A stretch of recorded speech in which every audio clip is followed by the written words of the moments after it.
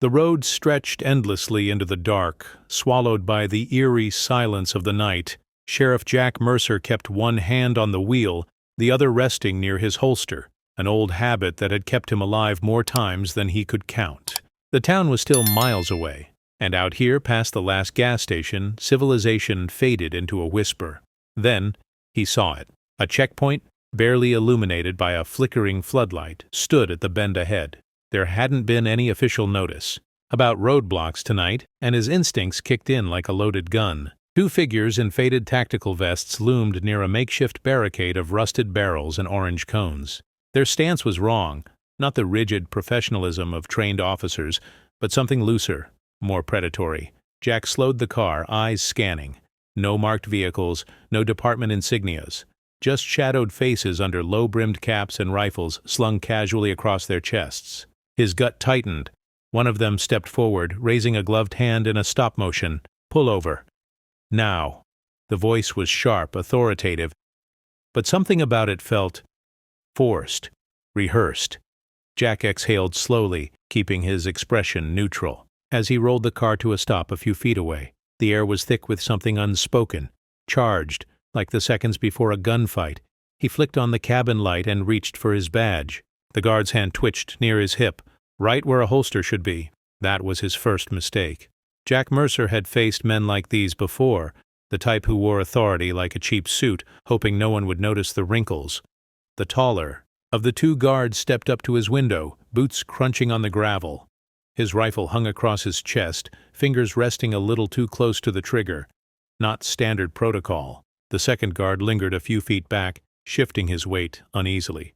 "License and registration," the first one demanded, his voice clipped and sharp. Jack didn't move.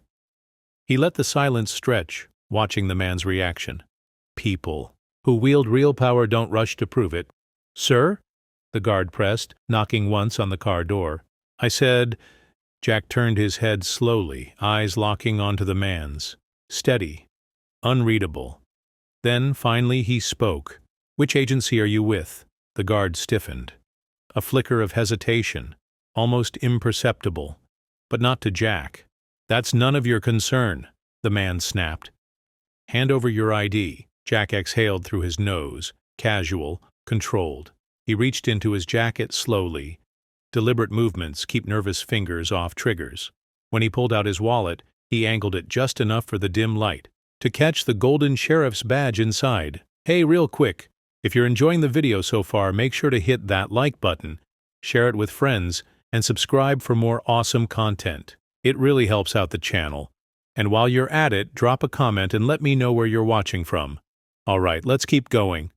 The guard's breath hitched. "You're a cop?" Something like that. Jack flicked his gaze to the second man. Nervous, fidgeting, not well trained. He'd seen rookies steadier than this. Now he was sure they weren't real law enforcement. Jack let the moment settle, then asked the question that would push them into making their next move. "What exactly are you securing here?" Another pause. This one longer. Too long.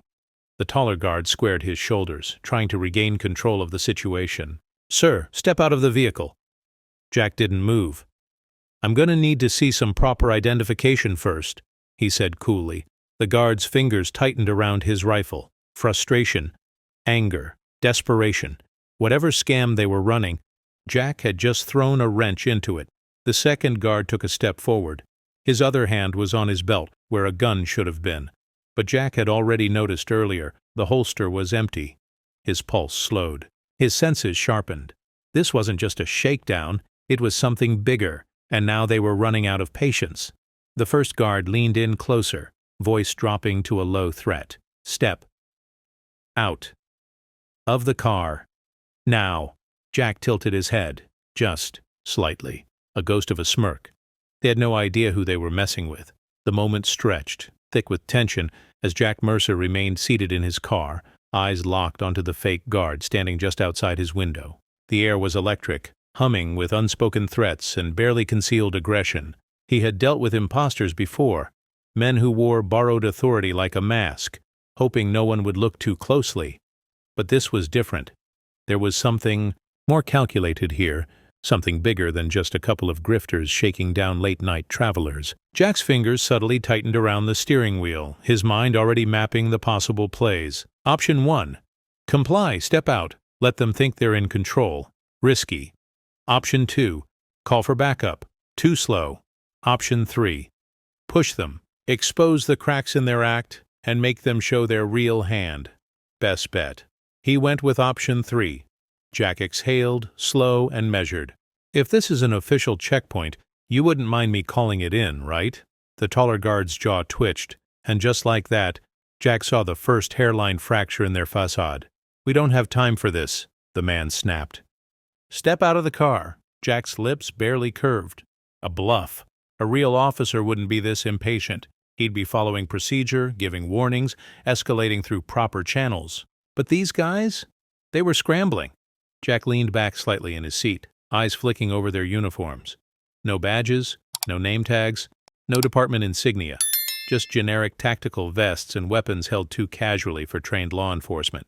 You boys out of state? Jack asked, his voice calm but laced with undercurrent steel. No response. The second guard shifted uneasily. Because I've worked this county for 12 years and I know every agency within 100 miles, and I can tell you right now, his gaze hardened. You're not one of them. A heavy silence followed. The first guard squared his shoulders. You ask a lot of questions for a guy sitting on the wrong side of a checkpoint. Jack gave a slow nod. That's fair. But let me ask you something. He turned his head slightly, eyes narrowing. What exactly are you securing here? The second guard shot a glance at the first. Subtle, but Jack caught it. Panic. He was getting too close. Then something clicked in Jack's mind. This wasn't just a fake checkpoint. It was a cover. But for what? His gaze shifted past them, scanning the area.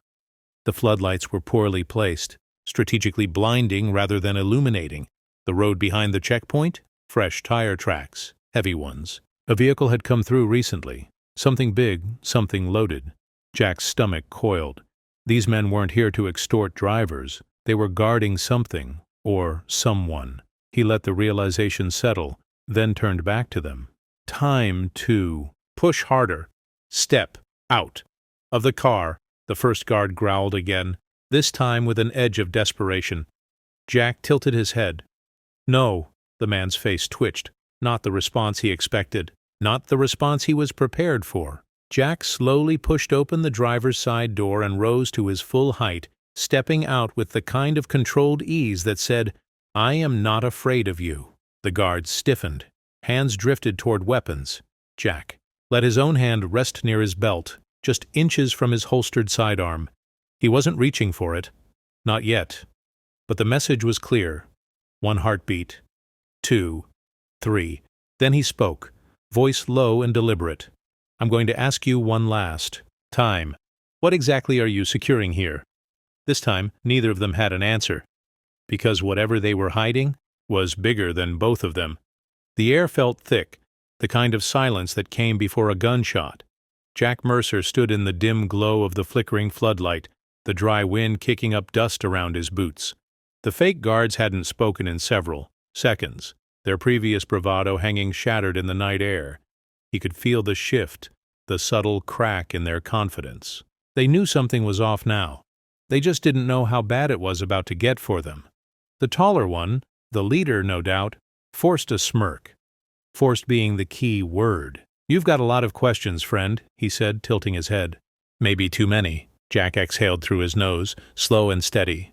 You're not real security, he stated. Not a question. A fact. The second man tensed, hands twitching near his belt. Jack clocked the movement, but didn't react. Let them make the first mistake. The leader scoffed, shaking his head. And what? Makes you so sure? Jack reached into his jacket and pulled out his wallet, flicking it open just enough for the gold sheriff's badge to catch the light. You want to try that question again? For a split second, the man's expression crumbled. Panic flared in his eyes, a knee-jerk reaction before he could school his face into something unreadable. The second guard swallowed hard, shifting uneasily.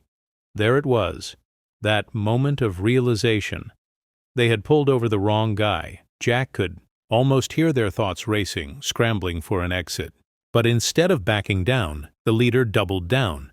just like Jack figured he would. "That's cute," the man sneered. But his voice was tighter now, controlled rage laced with something else. Fear. "You could have bought that badge anywhere. Hell, I could order one online right now." Jack chuckled, but there was no humor in it. He took a single step forward. "You know what you can't buy online?" His voice dropped just enough to make them lean in.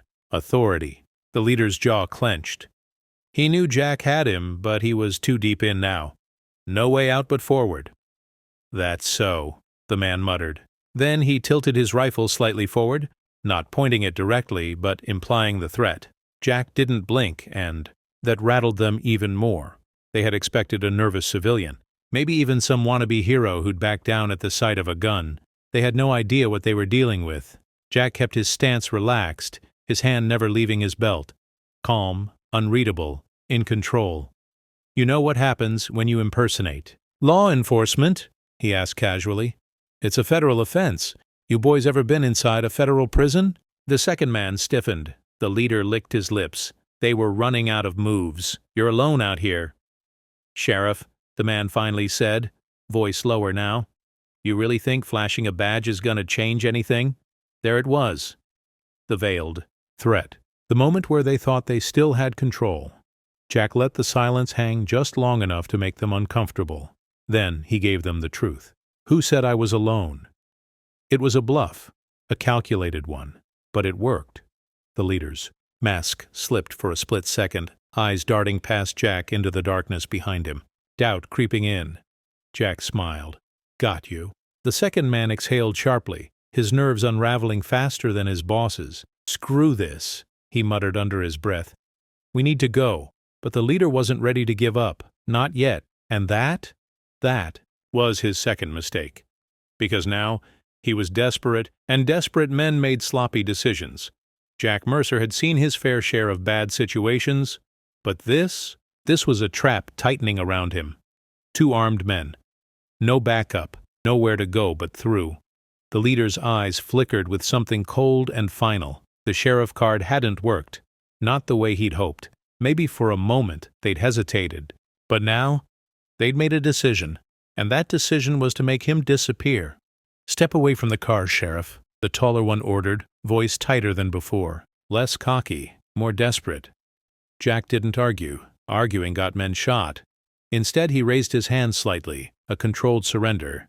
Not enough to show weakness, just enough to make them believe he was playing along. "Easy," he muttered. "Let's not do something stupid." The second man circled around, positioning himself behind Jack. Not good. Never let a threat get your back. Jack's mind raced. Too many unknowns. They weren't robbing him. They weren't letting him go, which meant they needed him gone, and that meant they were protecting something. Think, Jack. Play it smart. His right hand hovered near his belt, his fingers brushing against the comms button on his radio. It was a silent alert. A distress signal. A single press, and it would ping his location to dispatch. No words, no warning, but if someone was listening, they'd know he was in trouble. The taller man stepped closer. "Turn around. Hands where I can see them." Jack clenched his jaw. He had seconds, maybe less. He pretended to hesitate. A little shake of the head, a nervous glance to the side. Sell it. Let them believe they had control. "Now," the leader growled. Jack exhaled and turned slowly, just enough to mask the movement of his thumb, pressing down on the radio button. A single beep. 1 second of static. Would anyone hear it? Didn't matter. He had to act like no one was coming. The second guard moved closer, reaching for Jack's hands. Big mistake. Because the second he touched him, Jack struck. A sudden shift of weight, a sharp twist. His elbow slammed into the man's ribs, knocking the air from his lungs. A grunt, a stumble. The leader's reaction was half a second too slow, all Jack needed. In that moment, Jack knew one thing for certain. If backup wasn't coming, he'd have to survive this on his own. The night air had shifted. No more pretending. No more mind games. Jack's quick strike had knocked the wind out of the second guard, but it also shattered the thin veneer of control they had tried to maintain. Now, they weren't pretending to be security. They weren't even trying. The leader snarled and yanked a pistol from his belt, Not a service weapon, not regulation. Something dirty. Unregistered. Jack's mind sharpened. Criminals. Not mercenaries. Not rogue officers. Flat-out criminals. The fake checkpoint, the aggressive behavior, the desperation. They weren't just stopping random travelers. They were covering something up. A smuggling route? A hostage transport? Or worse? Jack didn't have time to find out the easy way. The leader took a step closer, gun raised, his hands steady now. The hesitation was gone. The mask had slipped. You just made the last mistake of your life, Sheriff. Jack barely moved, calculating every inch between them. Then pull the damn trigger, he said flatly. The leader flinched. Not much, but enough. Jack smirked. You won't, he continued. Not yet. You need me gone, but you need it clean. No gunshots. Not here. Not with whatever you've got running through this road. Another flicker in the man's expression. Jack was right. This wasn't just a stick-up or an execution. They had something bigger to protect. The second man, still gasping from Jack's elbow to his ribs, finally found his voice. Screw this. Just take his gun. The words snapped the leader back into action. Desperation. The worst kind of danger. They lunged. Jack moved first. His hand slammed down on his holster, twisting his body at the same time. The second guard's fingers grazed the grip of his gun, but Jack was already turning, using the man's own momentum against him. A hard shove. A stumble. Then, bam! Jack struck. A swift, brutal elbow to the side of the head. The man dropped like dead weight, groaning as he hit the dirt. The leader roared in frustration and charged. Too slow, too angry. Jack sidestepped, grabbed the man's wrist, and twisted. The gun dropped to the ground with a dull thud. The leader barely had time to react before Jack drove a fist straight into his gut. He crumpled, coughing, staggering back toward the makeshift barricade. And that's when Jack saw it. Behind the barrels, partially covered by a tarp, a second vehicle. Not one of theirs. The pieces clicked into place. This wasn't just an ambush spot, it was a waypoint. A transit point for something, or someone, dangerous. Jack turned back to the leader, who was gasping, rage filling his face. You should have walked away, Jack muttered. The man spat blood onto the dirt and grinned. It's too late for that, Sheriff. And then, somewhere in the distance, a new engine rumbled to life. Jack's pulse ticked up. More were coming, and this was far from over. Jack Mercer had been in bad situations before, but this was different. A second engine roared to life in the distance. Reinforcements. More of them. Time was running out. The fake guards weren't just stalling. They were buying time. Jack had seconds, maybe less, before the odds tipped too far against him. He had to act now. The leader, still hunched from Jack's last blow, wiped blood from his lip and grinned. You feel that? He taunted, tilting his head toward the approaching vehicle. That's the sound of your grave being dug, Sheriff. Jack smirked, just enough to make the man wonder what he was missing. Then he moved, a sudden pivot, a sharp step forward. Fast, aggressive, precise. Before the leader could react, Jack grabbed his wrist, twisted hard, and yanked the man's arm forward, a wet pop. The guard screamed. Dislocated shoulder. The gun dropped. Jack caught it before it hit the ground, flipping it in his hand like he'd done it 1,000 times before. The second guard, the nervous one, froze. His weapon was still holstered, but his mind was racing, caught between fight and flight. Go ahead, Jack said coldly, leveling the gun at him. Make a choice. The guard's hand twitched near his belt.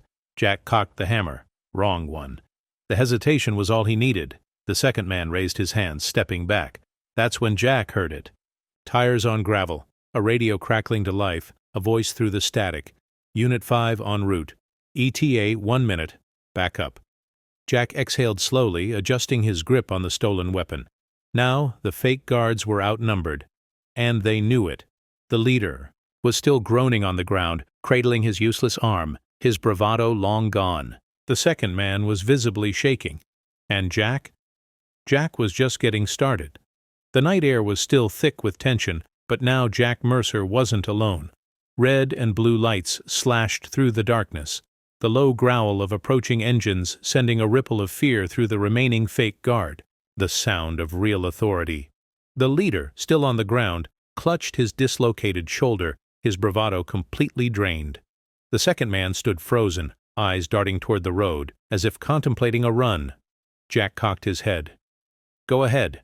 Try." The man swallowed hard and stayed put. Smart choice. A convoy of 3 blacked-out SUVs rolled to a stop behind Jack's cruiser.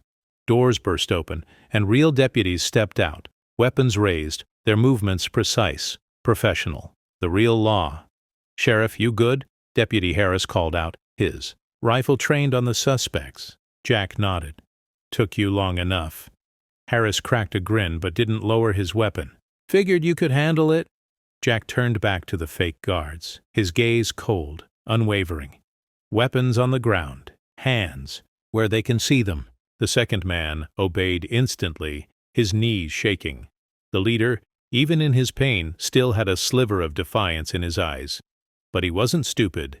He nodded slightly, and the gun clattered onto the dirt. Within seconds, the deputies had them, in cuffs.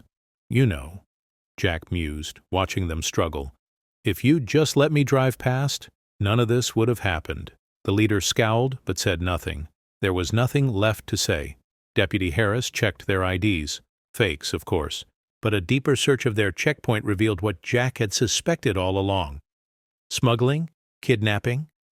Something bigger than a roadside scam. A set of handcuffs left behind in the second vehicle. Bloodstains on the seats. Someone had come through, here before him. Someone not as lucky. One of the deputies let out a low whistle. A hell of an operation they were running. Jack nodded, gaze still locked on the fake guards.